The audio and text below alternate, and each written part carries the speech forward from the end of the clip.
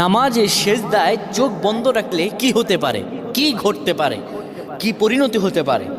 আমরা অনেকেই নামাজের সেজদায় চোখ বন্ধ রাখি। এটি আসলে আমাদের জন্য ভালো না ক্ষতি, এটি আমাদের জানতে হবে। নবী সাল্লাল্লাহু আলাইহি ওয়াসাল্লাম 532 নম্বর হাদিস সহিহ আল বুখারীতে বলেন, শোনো, তোমাদের মধ্যে কেউ যেন সেজদায় তার বাহুদয় যেন কুকুরের মতো না বিছিয়ে দেয়। অর্থাৎ এইভাবে অনেকে আমরা আছি, এইভাবে সেজদা দেই না।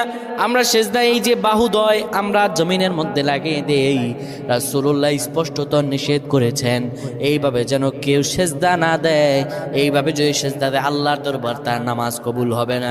শুধু তাই নয়, রাসূলুল্লাহ সাল্লাল্লাহু আলাইহি সাল্লাম সেজদার মধ্যে গিয়ে চক্ষু বন্ধ করা ঠিক নয়।